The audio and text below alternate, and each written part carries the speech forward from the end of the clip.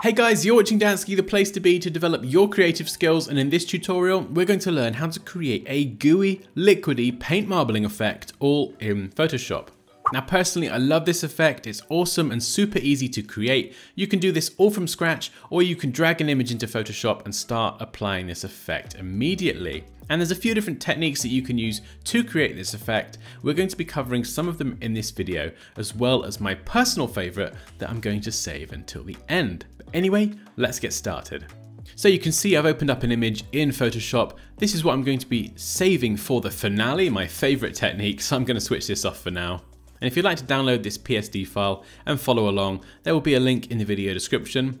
So first of all, I'm going to work on this brush layer. This is just a new layer with a white background color, and I'm going to be using black as my foreground color and the brush tool. And we can just pick any brush size, brush hardness, or brush style from that drop down.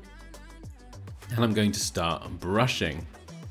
And you can do this with color as well, but I'm going to stick with black and white for now. You can use the left and right square brackets on the keyboard to adjust the brush size. Let's get a bit creative, a few thicker lines there. And I can also press X on the keyboard to swap the foreground and background color and just quickly brush in some white.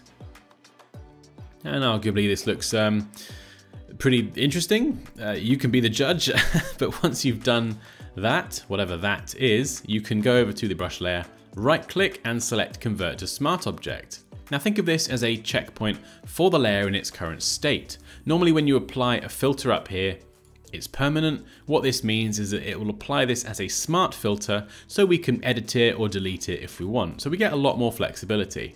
But anyway, let's go to Filter, down to Liquify, and we're then presented with this screen. Now by default, we've got the forward warp tool selected at the top, which is the one we want. And you can also adjust the size and some other options here on the right. And we're simply just going to start swirling around. Look at that. And you can make your brush bigger if you'd like to work with less detail, or you can make it a lot smaller and you can really work on one particular area. It's entirely up to you.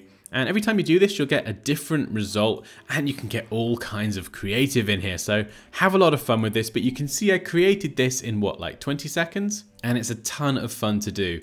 And an option over here that's also pretty cool, might be collapsed by default, is the brush reconstruct option. So just toggle that down, click on Reconstruct, and with this slider here, you can drag between 100%, which is where we are now, all the way back to the beginning.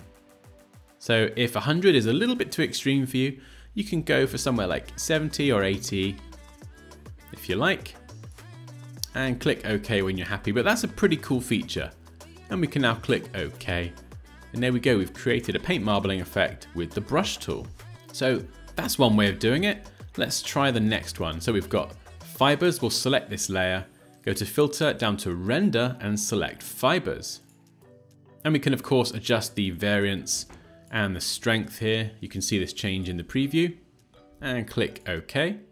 Now you can make this a smart object if you like, or you can just go to Filter and down to Liquify.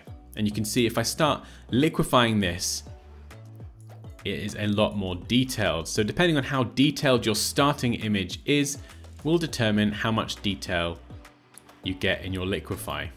So you can see that looks pretty cool, a lot more detailed. So let's click OK. And lastly, we're going to do clouds. So let's select that layer, go to Filter, down to Render, and select clouds. And Photoshop will very kindly generate some clouds for us. And we can of course go to Filter, down to Liquify, and start swirling around. And remember, as I said, you can vary the brush size here, spend a lot more time with it, get really creative. You can control everything with this Liquify feature. It's incredibly useful. Bring some swirls in, swirl it around. I'm just doing this nice and quick for the tutorial. There we go. Look at that, work of art, fantastic. And click OK. So you can see the main differences between all of them. The brush one, admittedly we did use black and white. You can of course use color and shading as well, but that's kind of the effect that you can get with two colors. The fibers, of course, very, very detailed. And clouds introduces some more midtones, some grays, in addition to the blacks and the whites. but is a less extreme and less detailed version of fibers. So 3 different styles, and we can actually go down to the bottom of the layers panel, click on the adjustment icon, and you can't see it because it's off screen, but trust me, at the bottom of this list, there's an option called gradient map. You can click this and map different colors to the shadows and the highlights in the image. So if we click on the color bar, I can double click white, for example, and we'll go with like a light bluey sort of turquoisey color. Click OK. And do the same again here, double click that black swatch. We'll go with a nice darky, bluey, purpley, very vague on the color names here. Click OK, and we can of course reverse this with a simple click of this checkbox. And then we have this as an adjustment layer that we can turn on or off, and it affects every layer underneath it, so we can see how all of these look once we've introduced a little bit of color. But actually for the last one, my favorite technique, I'm actually going to turn all of these off, because my favorite technique is working with the color from an existing image. So you can see I've got an image of some mountains here. Let's double click this and it will create this as a new layer. And we can of course right click and convert to Smart Object to preserve that original image. And then let's go up to Filter, down to Liquify. And of course we can start liquefying the mountains, and you can see we have some contrast in this image. We have the dark areas, we have the lighter areas from the sky, and this contrast, just look at that. It just blends beautifully. And like I say, this is just me spending 20 seconds creating something really, really quick and easy. You can of course spend a lot longer on this to get a much better effect, for sure. Okay, so there we go. That was very easy. Let's click OK. And I love this because it pulls all of those colors through as well. So if you have some other crazy colors in the image, it will pull those through. In fact, we can double click on this Smart Object and it will load the original image up in a separate .psb file. And we can actually create a new layer. Let's go for something like this, like a minty sort of color. Click OK. Let's just grab the brush tool and we'll just do this. Nothing particular, pretty awful, but we'll do it anyway.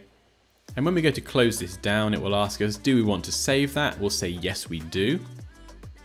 And you'll see it integrates this color into the marbling effect. So honestly, what I'm showing you here is literally just scratching the surface of what you can create. But there we go, that was how to create a gooey, liquidy paint marbling effect, all in Photoshop. Guys, if you have any questions or comments, please do drop them down below. But as always, like this video if you enjoyed it, take care, and I'll see you next time.